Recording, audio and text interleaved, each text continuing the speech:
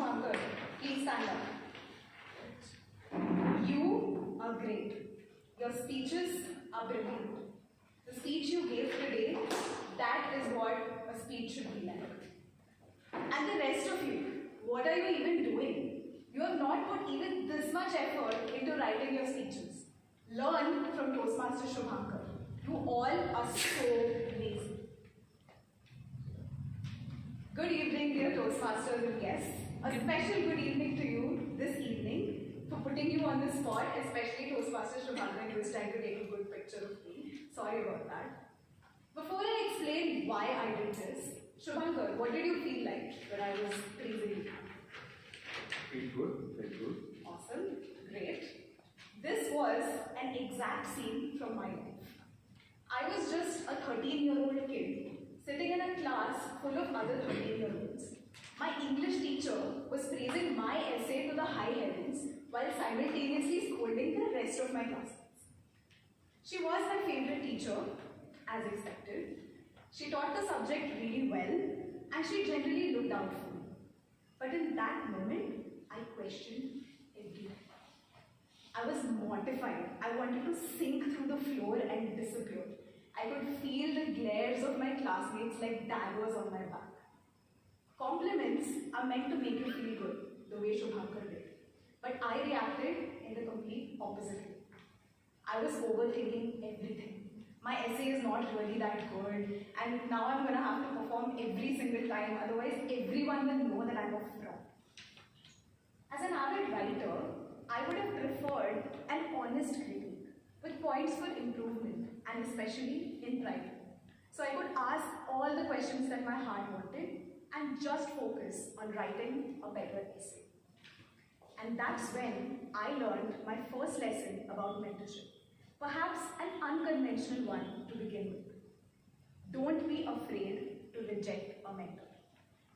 Mentors and mentees are humans after all.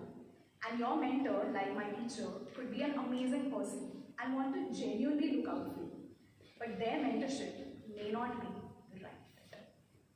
Of course, this is not to say that you go around rejecting everybody that wants to mentor you. I can say this confidently because I made that mistake. Let me ask you, what did all of you lazy people feel like when I was scolding you at the beginning of my speech?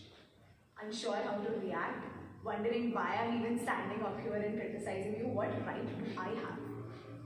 And maybe some of those old fears of judgment bubbling up inside you. These are my fears as well. What if my mentor laughs at me? What if they judge me? What if they think my work is so bad that not even the best mentor on the planet can help? These are all real fears. So in my master's course, in a field like design, where feedback and iteration are integral to everything you do, I avoided showing my work to others because of my fears. I submitted everything at 11:59:59 so that no one would really have a chance to look at my work. Class presentation, I'm sick. Group presentation, I'm really sick.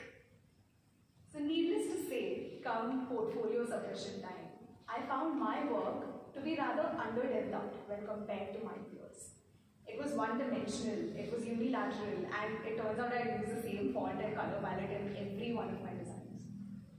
It was only when I stepped back from my own narrow thinking that I was able to see the flaws.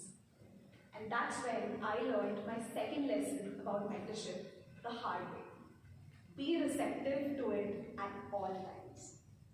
What being receptive really means is to let go of your ego when you're receiving feedback. It's hard not to say, I didn't mean it that way, or it was just a small mistake, or I'd like to see if your design is better. But at the end of the day, being receptive is as much about letting go as it is about taking in.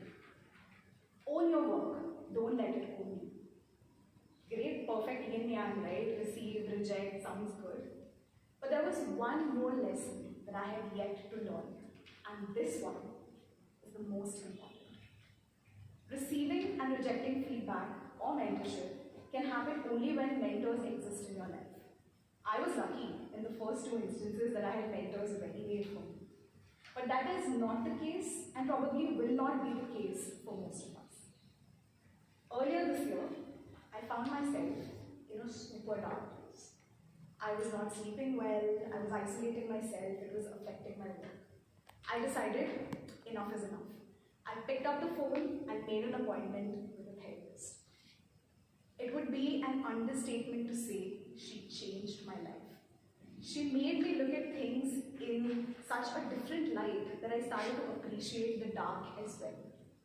I know that it is her job and she was paid for it, but she truly went the extra mile. And here, I would like to paraphrase one of my favorite quotes from a really good book. Not everyone can be a good mentor, but a good mentor can come from anywhere. And that is my third lesson. Actively seek out mentorship. Now, I'm not saying that you should go home, pick up the phone and call a therapist, although that might be a good idea in general. In the break time today, reach out to your fellow Toastmasters and ask them tips about the upcoming tabletop session. Or tomorrow at work, ask your manager how they manage a team with some obviously difficult people. Over the weekend, maybe call a friend and ask them how they manage their finances and maybe they could help you set up their portfolio. A great mentor can come into your life simply by asking a single question. That's where you start. And so my 3 lessons on mentorship: seek, receive, reject,